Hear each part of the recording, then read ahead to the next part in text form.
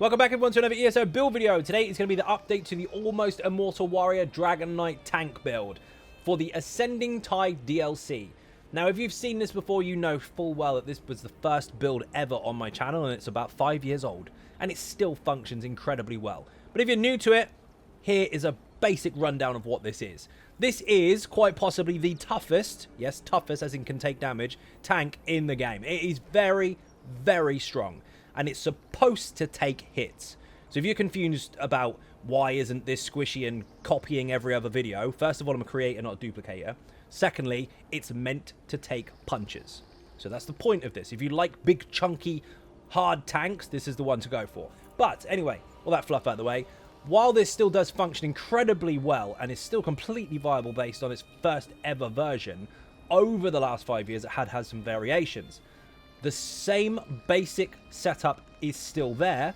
It is still incredibly hard to kill and has got buffed over time, but there will be more options in this video versus some of the other ones. There will be options to buff your group's flat out damage. There will be options to increase penetration for your group so that the enemies have less resistances. There'll be options to heal your group, options to protect your group. There'll be many different variations of the setup depending on what you are and where you are in the game and what you want for your group. So there's something here for everyone without massively changing the style of the build.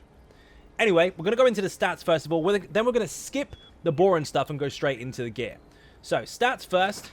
So let's put our buffs on. Get our potions running. This is going to drop off because we've got a champion point bonus kicking in here. 2.851 recovery. So 2,851 for mag recovery. With a minor bonus in your group that you can get from a warden. Then, of course, other places too. That will give you 3k recovery. Anyway, that aside, we're sitting on 51k max health, 15.3k max magicka, and 20.2k max stamina. You can alter those stats if you like, but just bear in mind, if you remove one thing to gain another, you are going to have less effectiveness towards your survival, especially if you start messing with your health. 64 points into max health. Again, you can change that, but if you drop your health-based skills will suffer.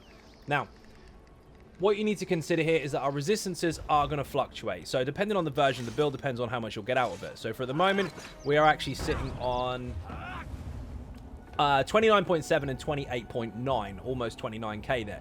You get a minor resistance bonus from your group. You will not quite cap out, but almost. If you want to be really, really anal about it and make sure you do cap out, you can, of course, change your weapon to a defending weapon. You'll cap out all day long. But that is entirely up to you. It's not extremely essential, and we do have other buffs and bonuses to benefit us, even though we're not quite capped. But you will be almost. Just make sure your resistance buff doesn't run out, and you're all good. One of the setups, however, will put us way over cap, so the choice is yours. Now, another thing to consider, of course, we're using flat health, flat stamina food. That will give us 5.3k max health and 5k max stamina, roughly. You can use other food if you choose to. You can use the Frothgar stuff, which will basically give you one health bonus of 5k, and it will give you almost 500 magicka recovery, which will put us way over 3.5k, but we don't need it. Our magic recovery on paper in combat will hit about 3,000, but effectively versus the sets we're using and the bonuses we're getting from it, our recovery is just over 6k. So it's bonkers. You should not run out if you're playing this effectively. If you aren't, then of course you're going to see the difference, but if you are, it's going to work very, very well for you. The reason we've got high health is because our skills are based off of our health amount. The higher the health, the more effective they are. The reason we don't need to worry about too much magicka is because we're not focusing on magicka amount. It doesn't matter how much magicka we have. None of our skills are going to be scaling off of maximum magicka that we are going to be fully utilizing. What we need is to be able to reuse them very quickly. So the higher the recovery, the more activations we can apply, the better it is for us. That will make sense when we get to the skills. I'll explain that later. Action Arc Mundustone, of course, and we have got some other buffs on there that aren't important right now. So, let's go into the gear. There are several different versions here. So if you're new to tanking, don't worry. This isn't going to be completely stressful. And you can get most of this stuff on normal. In fact, nearly all of it apart from monster sets. But this is the basic setup. We're going to go with a group healing version first of all. So the basic setup that you want on every single version of it is a sword and board of leeching and then 3 pieces. Ideally speaking, I would say go for these 3 here. So your hands, your legs, and your feet. But if you go for the belt or whatever, then it's entirely up to you. Even the chest if you want to. But if you don't have the chest, that's not a problem because we are actually utilizing Bloodlord's Embrace. So Bloodlord's Embrace will basically allow you to get 1,605 magicka back every 1 second that you take damage. So technically 3.2k recovery over 2 second periods, because that's how recovery is calculated, giving us basically 6.2k recovery effectively, as long as we're taking damage all the time. And all you have to do is bash the target once. You don't have to interrupt it, you just need to bash it. If you bash the target, it puts a curse on it, and you constantly get that bonus. If the target dies, bash something else, you got your bonus again. You're never going to run out. Leeching, on the other hand, while that's on, all you have to do is take damage. If you get hit, you got max health, healing received, and health, by the way. If you get hit, you will cause a poison cloud to appear underneath the target, and it's area of effect as well, and damage over time. During that poison cloud, any enemy caught inside that, will take damage every 1 second for 5 seconds, and all damage done will heal you for 100% of the damage done. Bear in mind, that doesn't mean 1433 every 1 second. That's 1433 every second per target. And the bigger the target, strangely enough, the more real estate it takes up, the more you tend to get back. Don't ask me why, but it's always been like that. However, there are benefits to this as well. Our healing received bonuses enhance the strength of the heal that we receive from that damage. Damage increase and bonuses enhance the damage of the poison, and in turn increases the heal, which we can then stagger off with even more healing effects. So basically, the higher the healing received and healing done and all that good stuff that you have, the better. It's very, very powerful, and this can basically borderline render you immortal in most situations. It's ridiculous. So this is your key set for the entire build, no matter which version you take. Now, this particular version, we've gone with 1 belt of Winter's Respite. We've gone with the jewelry, with 2 healthy and 1 infused, with magic recovery on all 3. And we've gone with a weapon on the back bar. I'm going to explain why in a moment. But basically, if you put a ground-based ability down, so you cast an ability that lands on the ground, then you will put down a healing circle for 10 seconds, and you'll heal you and anyone standing inside of it every 2 seconds. Scales off of your highest resource as well, so maximum magicka or stamina. Stamina's our highest, that's where it will benefit from, not the magicka version, not the magicka pool even. Now, the reason we've got the 1 weapon on the back is because we've literally double-barred nothing on this particular setup. We haven't double-barred Leeching, and we haven't double-barred Winter's Respite, because we're only going to fire this on the back bar. So we've got 4 pieces here, and the 5th is on the back.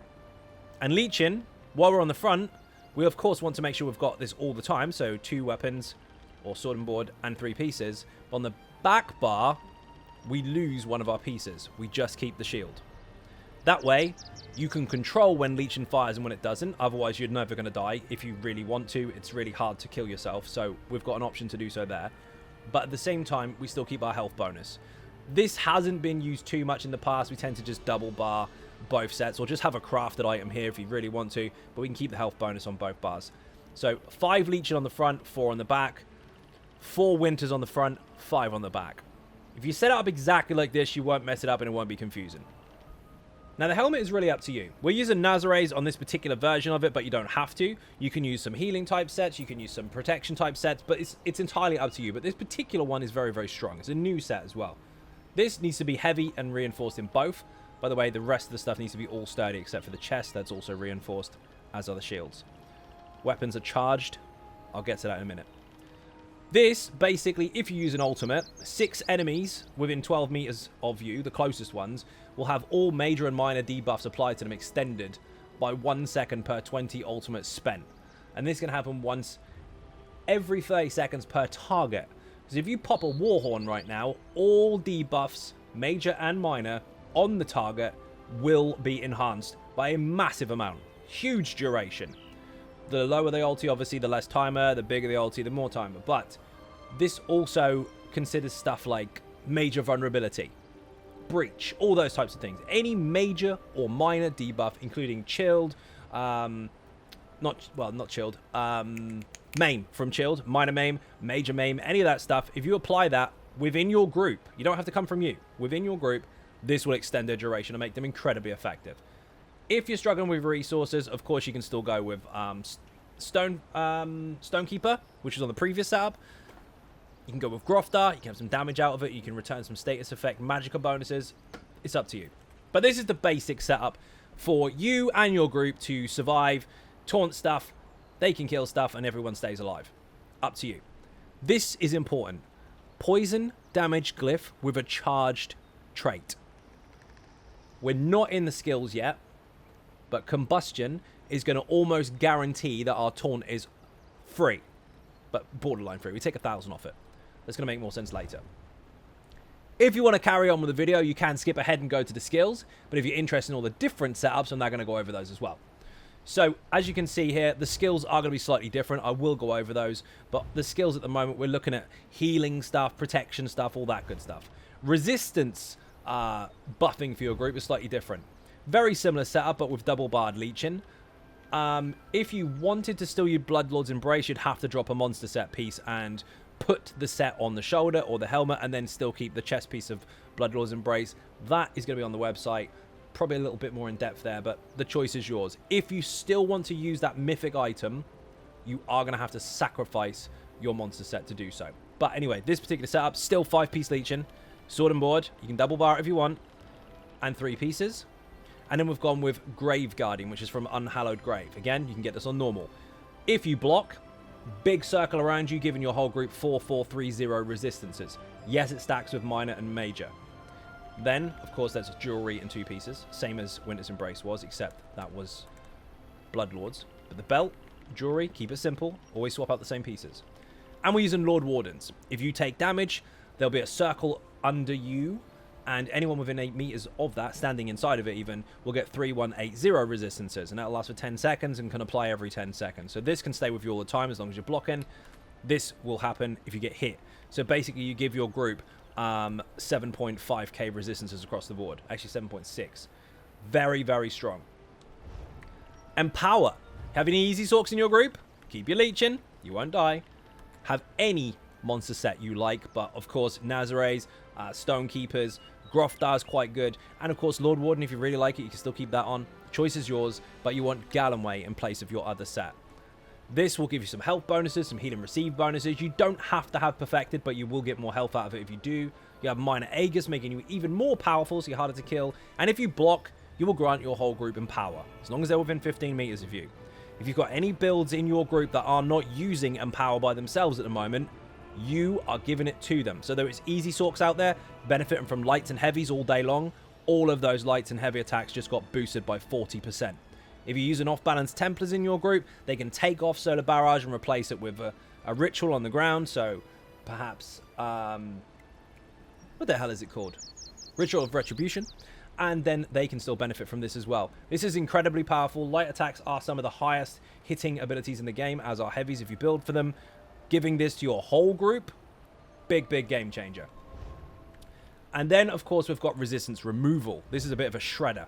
Leeching's still the same. Your survival's about the same, but Tremor Scale will reduce physical resistances to hell and back just from taunting the target. So that's really good for physical damage dealers, especially if you're built for stamina or using some stamina abilities as a hybrid-esque kind of setup, especially the off-balance Templar, because Azure Blight will benefit from this and do more damage.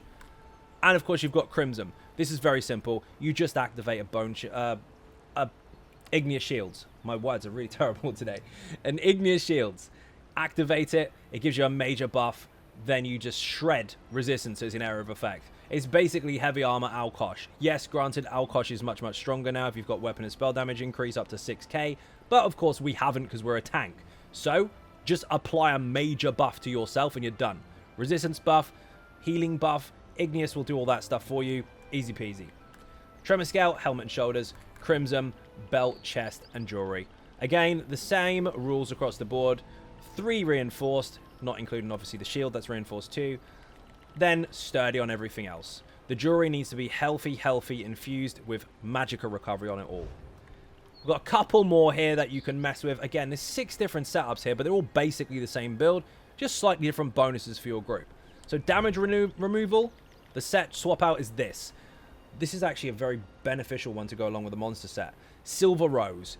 If you block, you gain stacks, and after 3 of those, which can be stacked every 0.5 seconds, it'll pop, do magic damage in area of effect, and the enemies affected by this will have major maim applied to them for 12 seconds, reducing all the damage they do by 10%. And this can reapply itself again after the 12 seconds is over. So it's very, very nice. It's very, very powerful, and it scales off of your maximum health. So the debuff is set in stone, but the damage output is actually scaled off your health, so the more health, the better. Essentially speaking, the most important thing about this is the Major Mame uptime. It's absolutely massive. And if you want to make it even bigger, use an ultimate. This monster set and this proc will basically allow you to have somewhere between 30 and 40 seconds of Major Mame uptime. You will outrun the cooldown on this easily. You'll overlap it massively just by using big ultimates. Pop a Warhorn, buff your group, debuff the crap out of the enemies. Nothing's going to hit you very hard at all. And if you stack this with Talons, which I'll explain shortly, that's your minor and Major Mame combined, you're going to take hardly any damage, and so is your group. And of course, group damage. This is a very old setup. Leeching and Yonakrin. That was actually the Elsewhere variation of the Almost Immortal Warrior, which was released pretty much the same week the DLC or chapter was. Same applies. Swap out that one set for this. All you have to do is taunt, and you'll get an increased weapon and spell damage bonus for the rest of the group. Simple as that. So, healing variation. If you don't have a healer, maybe. Group resistances to help if you do have heals, or maybe if you don't, whatever. Empower to buff the damage of your group from lights and heavies, which is incredible. Resistance removal, you act as a debuffer. Bear in mind, you might want to change this glyph to a crusher. It's up to you. Damage removal from the enemy, so they hit really, really weak. And, of course, group damage, just a flat-out buff for the group. Any of these will work in all content. Just decide which one to take with you based on the group at the time. The good thing about the armory system is if you've got all this together, you can swap it out anytime you want. One more thing to note, again, if you do want to use this, regardless, on some of the setups, you can still do that, but you're going to have to sacrifice a monster piece to do so if you want to keep both 5-piece bonuses at the same time. Now, time for skills. This is going to be quite simple. Some of you understand it, some of you don't. I'm going to explain them anyway. Igneous Shields, and this is where the sets start to make sense, by the way. Very simply put, third ability to unlock in the Earth and Heart skill line starts off as Obsidian Shield, morph it to Igneous Shield. Reason being is this one's a bigger damage shield. Applying it will give you Major Mending, which increases all healing done by you by 16% for 3 seconds. That basically means your Winter's Respite, your skills that I'm going to get into in a moment, lots of different passives and bonuses that do give you heals will all be boosted, including your major heal for yourself. Just make sure that you shield first, heal second. However, due to our magical recovery, we can borderline spam this. We have huge recovery. So the more often we use this, the higher the uptime on that Major Mending, and of course the more protection for your group because we'll constantly be giving them a massive, massive damage shield. Yes, it is scaled off of health, so the higher your health, the bigger the shield. We're not using balance from the major skilled passives or skill lines even, because that will reduce the strength of your shield. This is to protect you and them. The benefit we have is our recovery is so high, we don't need any healing or damage shield reducing effectiveness skills to benefit from a recovery in return. We have both. We have high damage shield, we have high heals, and we have high recovery to be able to spam the skill. So don't put on a skill to give you resources back to then make these skills less effective. Just have high recovery and you're done. That has been a design for the build ever since 2016. Anyway, Green Dragon Blood, very simple. Draconic Power skill line, third ability to unlock, starts off as Dragon Blood, morph it to Green Dragon Blood. This will give you recovery for both health and stamina. It will give you minor vitality, increasing your healing received. That means any heal you do or gain from somebody else will be stronger. Yes, healing done boosts your heals, but healing received it boosts it more once it hits you, if that makes any sense at all. Yes, the stam recovery and stam recovery and health recovery do come from potions as well if you're using tripods, but just in case you forget to cast this, then of course you've got that in your potions all the time anyway. Use this in emergency situations, don't spam it. It's not that you can't maintain it, it's that it's pretty much useless unless you've lost loads of health, because it's scaled off of your missing health. The higher your health bar, or the bigger your health bar, the more health you have to lose, which means the riskier you can go, the lower percentage-wise your health can go. If you've got 20k health and you have 20% left, you're very, very low. If you have 55k health and 20% left, you still got tons. So the higher your max health, the more effective this heal is, because you will be able to go lower safely, and you'll need to use it less often. So go low, pop it, take advantage of the big shield. Heal even. Bear in mind, by the way, Major Mending, followed by Dragon Blood, makes it stronger. You take 38% of your missing health, not 33. Shield first, heal second. Taunt. This is very, very simple. Please, please, please listen to this. If you have never played this game before and you are new to tanking, this is your first skill in your sword and board skill line. It stabs. Great. It does stab. That's fun. But it's a taunt. That means there's no aggro counter in this game. Aggro is generally random, depending on what's happened in the situation or the mechanics. But if you want to control the enemy, you must apply this. There are several different taunts in the game, but the basic taunt is the main role, if you like, of a tank. You need to gain the attention of the enemy so it doesn't hit the squishies. The taunt will last 15 seconds. That does not mean apply it, let it run out, and then cast it again. If you let this run out, that enemy is going to have a split second enough time to turn around, slap the group, and then turn back again. You just killed everybody. Overlap it. Don't spam it. Don't cast it like every 3 fucking seconds. That's useless. Cast it once when it's about 11, 12, maybe even 13 seconds. As long as you're gauging the fight correctly, reapply it. For doing so with this particular morph, though, you will apply Minor Breach and Major Breach, reducing the physical and spell resistance of the target by 2,974 and 5,948. So effectively, almost 9k resistance is there. Don't forget, of course, one of our setups does actually apply over 4k physical resistance debuff, 3.5k physical resistance debuff, not far short of 1k if you use a Crusher. You get the idea. We've got lots and lots of bonuses and benefits that can all stack together. This must never leave the target. If you have to taunt loads of targets, so be it. But make sure that big main one is never leaving the group. If you're not applying this, you're not playing a tank effectively enough. Yes, you can die. Yes, you can run around like a loon and practice the mechanics and fail miserably along the way. That's fine. Everybody does that. Learn to stand still, however. But if you don't taunt stuff, it's going to be a long day for you. Taunt the targets. Anyway, next up is Revealing Flare. This is in the support skill line. Yes, you will have to go to PvP or go to Battlegrounds, whatever, if you want to take advantage of this skill. If you don't want to take advantage of this skill, then don't. That's entirely up to you. You can put Purge on, you can put anything you want from here, or just something else that suits your playstyle. But if you want to make the most out of this build, put this on your bar. This just has to be slotted. You never have to cast it, because casting it is only for PvP anyway. However, if you're in a certain situation, you have to nuke your Magicka really quick, like Sanctum or Phidia last boss, then of course you can cast it. Put it on your bar, gives you major protection 100% of the time, reducing all damage taken by 10%. You just got tankier for putting it there. Great. Next up is actually a new one to the build. Technically, you can still use the old setup, which was basically using Bone Shield and morphing it to Bone Surge. This will give you a stamina damage shield, equipped not far short of the strength of this, but it's only for you unless your group takes a synergy. If they do, then they'll all get a damage shield as well, and they'll get Major Vitality, which is really, really handy. Epic skill to use. Watch your resources, make sure you have your attack. But for this particular setup, we're using Cinderstorm instead, because it's the Healy version. And if you go into the Earth and Heart skill line, last ability you unlock starts off as Ash Cloud.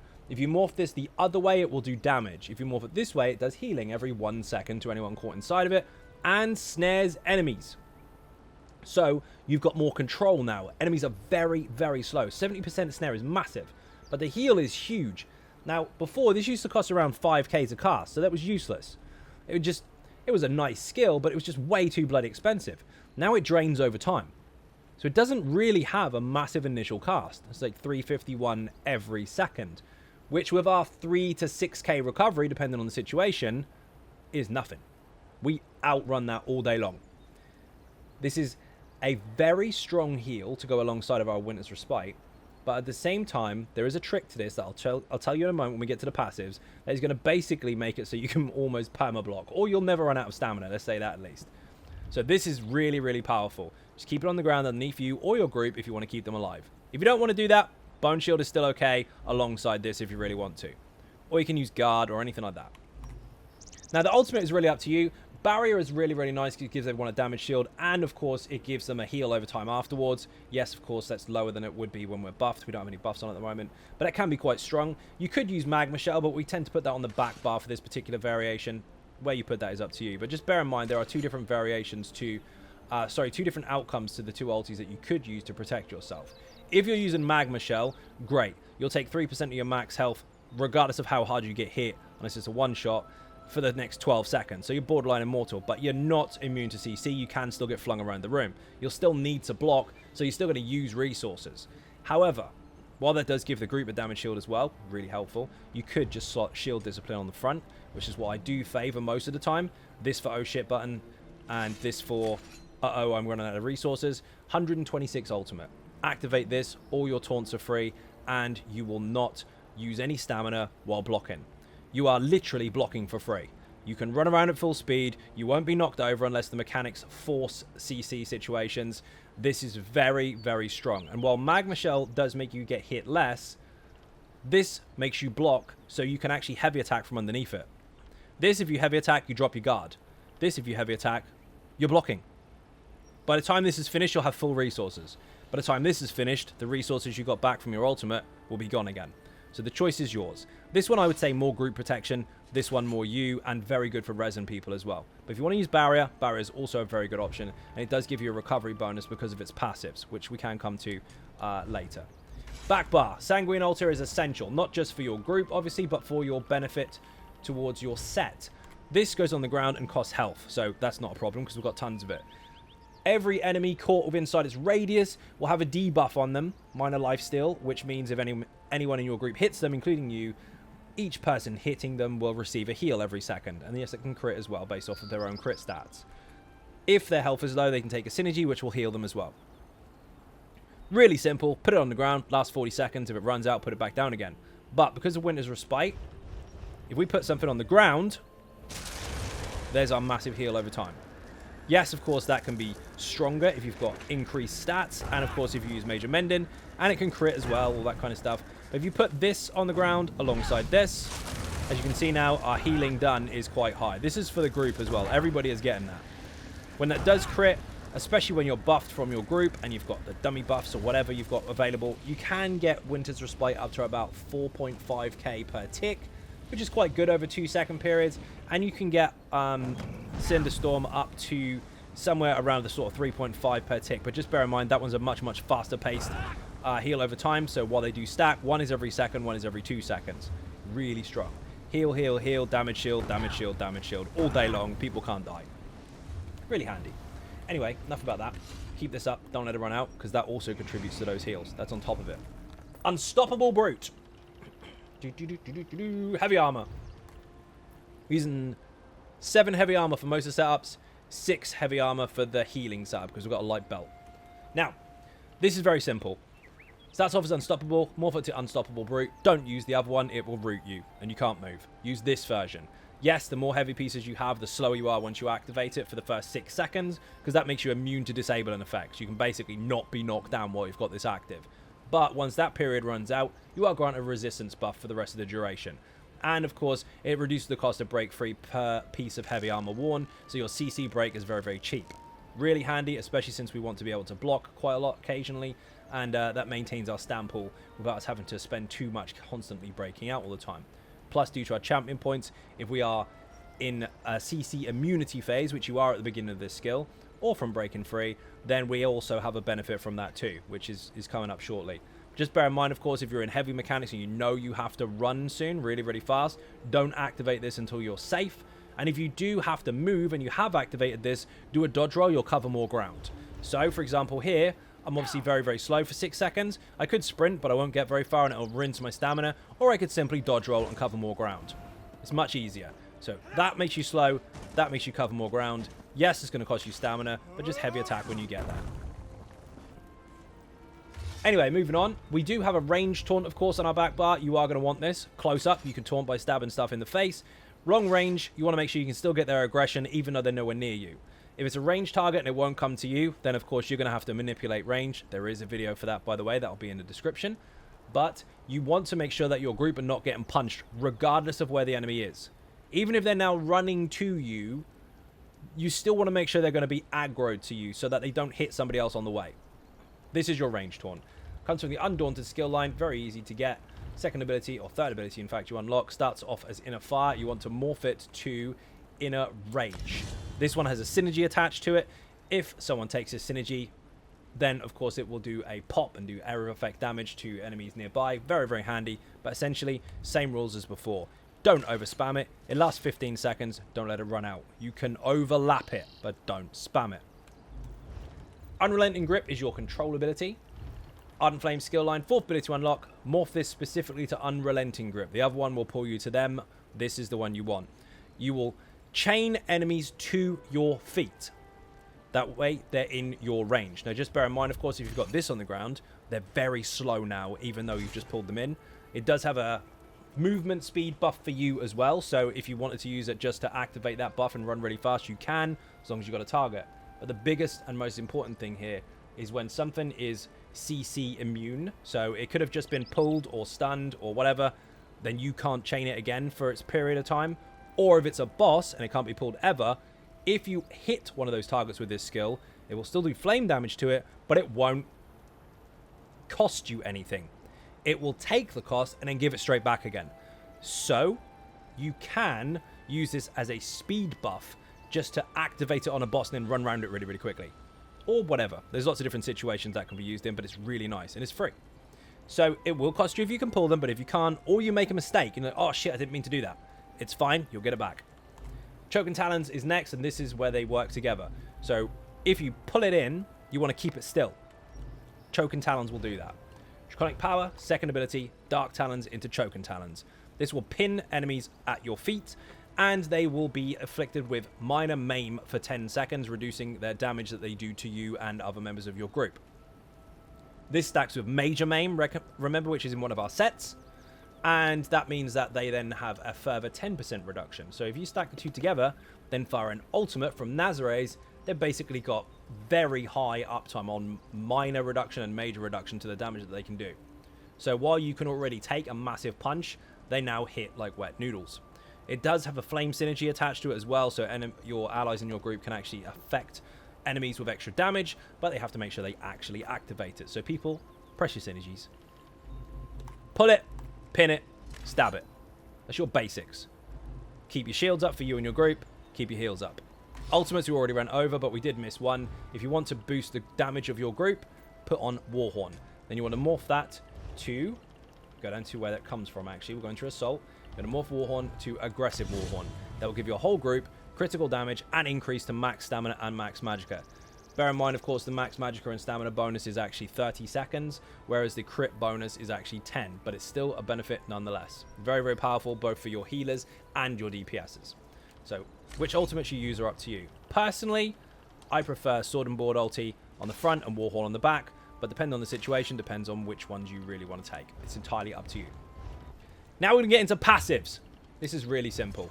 We are going to take advantage of some major skill lines, but some we're not even going to touch. So all these weapon skill lines, nope, we're double sword and board. No, we're not using an ice staff. There's no need. If you wanted to, you could, but now you have to understand exactly how to manage your resources because we don't have a big bar. If you block on that bar, you're going to run out, and recovery doesn't work while blocking with an ice staff, and we are built for recovery. We are deliberately built for high magical recovery so that our stamina bar can be utilized mostly just for blocking. Everything else is utility based, and we want to make sure we can utilize them as much as possible. We don't now want to remove that play style and start adding complications. We're not using an ice staff by choice. The design of the build is double sword and board. If you don't like it, don't use it. But whinging about it in the comments section because you think you know better is not going to help. Anyway, moving on. So, with that in mind, we are just using one weapon line full stop, which means our skill points quite easy to get. We don't need that many. This will reduce the stamina cost of your one-hand and shield abilities, and of course reduces the cost of blocking. Very handy. This will increase the weapon damage and spell damage of your abilities and the amount of damage you can block, which is handy. This will improve your bash strength and of course reduce the cost. This will increase the amount of damage you can block against projectiles, and this will increase your movement speed while blocking. Get all of those. Don't need any of this stuff. Don't need to level up Destro staff. Don't need two-handed. Don't need anything. These three, however, you are going to want. Combustion. If you do fire damage or if you do poison damage, you will have a chance to apply a status effect. If you do poison or burning status effects, they will do damage over time to the target. If those status effects apply, Burning will give you back 1,000 magicka, which on top of our recovery is already broken. And if you apply poison, you will get 1,000 stamina back. And this can happen once every 0.5 seconds. So, let's explain this very briefly. Leeching fires poison damage left, right, and center. Every single tick of damage that happens to every single target that it hits has a chance to apply poison status, which will give us 1,000 stamina back, whether we are blocking or not. That's bonkers, and you will see the effect of it, especially since we're using a charged weapon. Now, what else have we done here? You can go Crusher if you want, but we've deliberately gone Poison. That is on a cooldown. If you fire a light attack or a skill, it will apply the poison damage.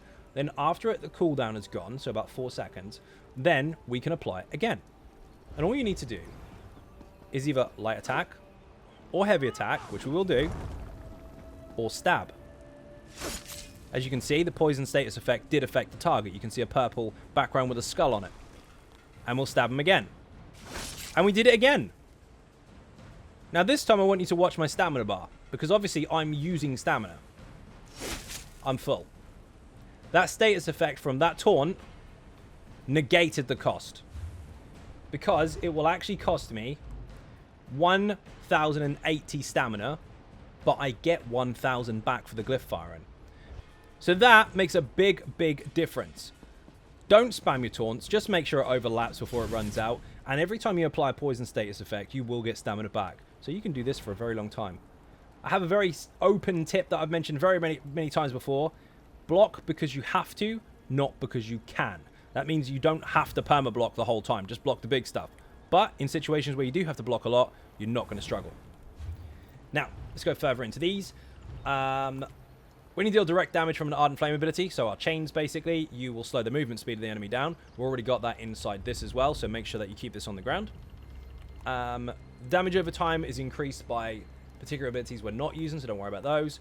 And this increases the damage of your flame and poison attacks by 5%. That's nice, but not essential, but you definitely want combustion. This will increase the amount of damage you can block. Need that. While a Draconic Power ability is active, your healing receives increased by 12%. So this is increased by 8 already, based on the buff we've got, but you've got a further 12% on top of it. Keep this up as an active buff. You don't just have to activate it in emergencies for a heal. Increase your health recovery for each ability of this particular type on your bar, so we've got 5% there. And of course, your melee range is 7 meters as a DK, not 5. And this increases your physical and spell resistance, which is handy. This is important. Increases the duration of your Earth and Heart abilities. Longer Ignis Shield, longer Cinderstorm.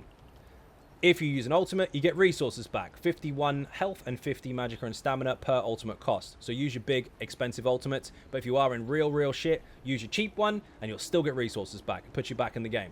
Remember, heavy attack from underneath your block ulti, you'll get all your resources back in no time. When you cast an Earth and Heart ability, you and your group gain minor brutality. Remember the set that gives a debuff if you apply minor or major debuffs or buffs to you? This is a minor.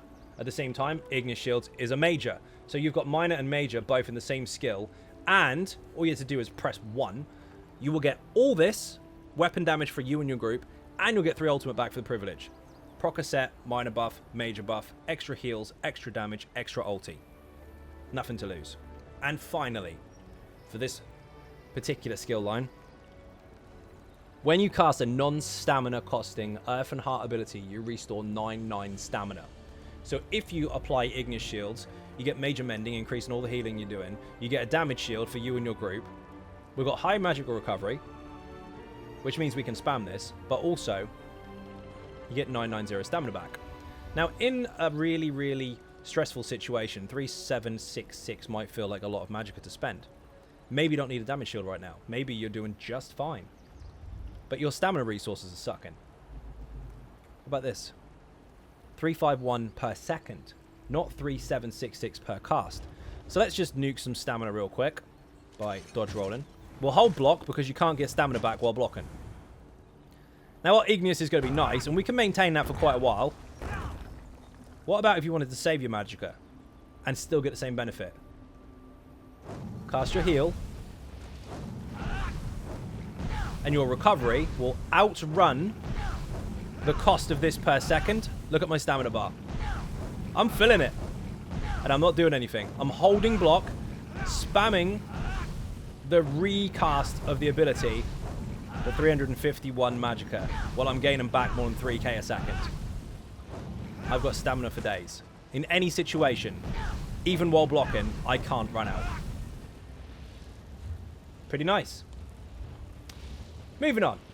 Light armor is only relevant for the one piece we have on the Winter's Respite version of the build, but for doing so, you will gain Magicka recovery, you'll get reduction to cost of Magicka abilities, you'll get spell resistance, you'll get extra weapon crit and all that good stuff, and a bit of penetration as well. This is not massively essential, but this particular one here, recovery and reduction to cost, is quite helpful.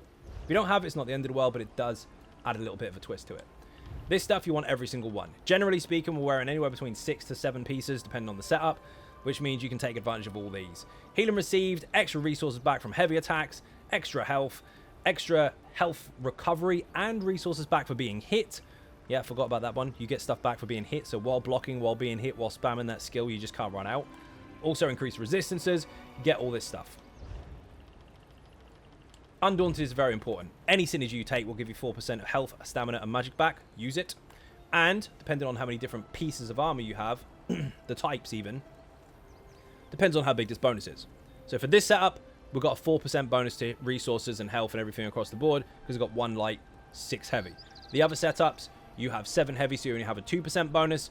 The Magicka and stamina bars are not going to see a massive difference at all, because they're so small. The health bonus is not going to see a difference at all, because you lose 2% health here, but you gain 2% in the extra heavy armor piece. They'll be the same. The choice is yours. I would just get the passive and benefit from it regardless. It's not something you have to micromanage. Just get the passive and slot it. So, you also will need to take advantage of these. This is very important. We're using Barrier sometimes on the front bar. You can use Purge if you prefer, because you can cleanse people in your group. That's also an option here if you don't want to use the heal, or if you don't want to use this. And of course, we've got Revealant Flare on there as and when we need it. It's helpful. This is more helpful. Each one of these skills on your bar will give you a 10% bonus to recovery, which means if you do put Purge on here, which is nice, use Efficient Purge or Cleanse, it's entirely up to you. The heal or Reduction to Cost. Reduction to Cost is nice. You have Barrier here, so your healing setup, you've got Purge, Protection, and Barrier. That just went up to 30% recovery, which, by the way, is bonkers, because if we put our buffs and bonuses on, we're now sitting on 3.36. If we have bonuses from the dummy as well,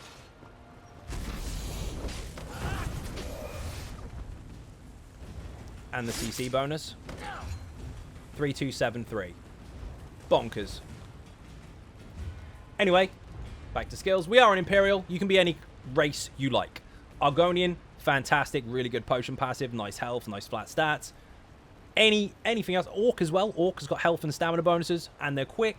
Then you've got Nord, but you have to consider your resistances, although based on how this is set up, most of the time you won't have to worry about that, and it'll plug the gap anyway. But the choice is honestly up to you. If you want to be a cat, you want to be a dark elf, it's not a problem. Just understand what you'll lose, mostly health. This, however, biggest health bonus in the game, biggest stam bonus in the game, and 6% reduction to the cost of all skills, including ultimates. Solid throughout. And alchemy. We're using tripods. Get this. Your potions will last about 36-37 seconds. They have recovery on them. This will make them last 47. The cooldown's 45. You'll never be without those buffs. Don't let them run out. So now we're going to go into champion points. It's very straightforward. Obviously, I appreciate that people don't necessarily have many champion points, and some people might have loads and loads and loads. Either way, you can still play this build. It's just a case of which areas do you go for first. Now, these basic passive ones, these white ones, they're inevitable. They're going to happen no matter what. You're going to level up, you're going to get those in, and every single character, whether it's a tank, healer, DPS, or hybrid, is going to have access to these. So it doesn't matter about your playstyle, you will have them. Also, same applies to these ones and all that good stuff, but they do tend to unlock other things. Now, for us, what we want to do is start off here. Get a small amount of points into this section, starting with this one obviously in the middle, and that will obviously help towards your resistances and stuff as a tank, but what that will also do is it will open up this, and it will open up this skill line or this section over here. So what you want to do is you want to go straight for Ironclad and get your 50 points in here as soon as possible, and then you can slot it up here. You can only slot 4 at a time, so you have to make your choices as to which ones you want to take. So I would recommend Ironclad for the first one, just to negate that damage for you. Then, of course, single target damage you are going to take a lot of. So this is literally overall. So reduces damage taken by direct, which is a lot. Reduces from single target, which again is a lot, and reduces from damage over time. Now you can go into other areas if you prefer, it depends on the content, but you can of course unlock Unassailable, which reduces area of effect damage if you want. But also at the same time you can unlock Bulwark, so you can have more resistances if you're not quite comfortable being under cap. These two are swap out choices, but the fourth one, which I really recommend, is this. Very, very helpful, especially if you are in the healing version of the build. If you heal yourself or an ally while they're under 25% health, you will grant them a damage shield of 11,000. And this can happen once per target every 30 seconds. So you can give everyone a damage shield constantly. Like one person gets one, the next person, so on and so forth. They're all on cooldowns, and then when it's gone, they can all get a damage shield again. Really, really handy. There are other options, of course. You can just go flat out tanky, but this one is actually very beneficial for the group. The rest of them, get in your own time. Now, the green tree is not important at all because it doesn't really help us in combat, but you can take these with you in content. This will help you get higher quality items from treasure chests. This will make you faster between fights, so obviously you can get from one location to another as long as you're not in combat. This will help you with your potions, so you can sometimes not even use one, and this will help you with your food. It will make it last longer, so you don't have to buy so much or use so much. One thing to pay attention to though, this is very important, has a 50% chance to not even consume any energy from your glyph, which means it will last longer and you don't have to charge it so often. And the red tree. So, these three here don't have any prerequisites, you can just get them straight away. Max health, max armor, and of course recovery. Then you want to go for this one that does have a prerequisite. You have to go here first and then here, but you want this to give you increased recovery while you're in crowd control situations. So if you are immune to crowd control because you just broke free or you just activated immovable for 6 seconds, you have that moment where you can't be stunned, this will kick in. No, it's not going to be with you the whole time, but during stressful situations, it's going to be very, very beneficial for you. However, there is another option, and I've lost where it is. I think it's down here. This here will increase your health, magic, and stamina recovery by 30 per stage while you're under negative effect. Debuffs, dots, all that kind of stuff. This can stack alongside any one of these. So if you like this all the time, put that one with it. If you like this one in situations, you can put this with it, or you can just take that because you're going to be negatively affected by stuff all the time. It's up to you. But if you want the highest recovery, this one here and this one here in situations will give you the most out of it, but it's going to be a matter of choice for you which one you're more comfortable with. You do have to be hit, you do have to have a debuff on you, and if you start getting cleansed all the time, this one's going to keep falling off. Either way, it's up to you. This is very, very easy to control because you just hit immovable. This one means you have to be getting hit by stuff. Take your pick, use what suits you best, but these three are obviously very easy to get right off the bat. Now, technically speaking, there's no rotation because tanking is all about being in the moment and paying attention. You got to make sure that your taunt is running. You got to make sure your damage shields are up and your health is up. And you got to make sure your resistance is up. In the meantime, pull the targets to you if they can be pulled. And when they're with you, pin them up. And keep them aggroed. Keep an eye on your group if they need a shield or two. Fair enough. If they need a purge and you can apply it, do that. The rest is just basics. Keep them with you. Keep them controlled. And make sure they stay taunted. Don't let it run out. Protect your group. That is your job. So, now it's time for fashion. If you've seen this before, you know what to expect. But if not, heavy Divine Prosecutor helmet. Heavy Worm Cult chest. Heavy Imperial 4 shoulders. Heavy Worm Cult hands. Light Dromafra belt. Heavy Worm Cult legs and feet. Lord Warden axe with Shield of Senchal shield. Weird. Zivkin sword and Morag Tong shield there. Now the colors, we're actually using two different ones overall. We're using Warrior's Steel for the purpley steely color, and we're using Legate's black, or you can use Falmore black for the black, or you could just use Void Pitch. But just bear in mind, some armor looks really purpley with this one, so you got to make sure it's a hidden section like the chainmail or whatever. But generally speaking, Warrior's Steel and any black you like. The skin, by the way, is the Spiderkith skin, and that's from the achievements from getting a speedrun, a no death, and hard mode in any order and any time from Cradle of Shadows. So hopefully that helped. Hopefully it wasn't too boring. Hopefully it wasn't too complicated. Hopefully now there's something for everyone. Because while the build was designed to be very, very tough, and still is, there are now a lot more options if you want to switch it up a bit without sacrificing your ability to basically tank the face of the world. So, first of all, thank you for watching. I hugely appreciate the support. And if you are not subscribing already, do hit that button. It is free. Furthermore, if you want to help support the channel outside the channel, there are some links in the info section for social media. So Twitter, Facebook, Instagram, and of course the website ZynodeGaming.com where the written guides are. And there's also loads and loads of news articles, so keep up to date with that, as well as a giveaway page, which is constantly ongoing with free stuff. You just have to sign up. It's all free. Also, if you want to help support financially, you can, of course, join Patreon, the most successful ESO Patreon page in the world and has been for a long time. Go check it out. Lots of perks, including a private Discord. Once again, thank you very much for watching, and I will see you in the next video. Bye-bye.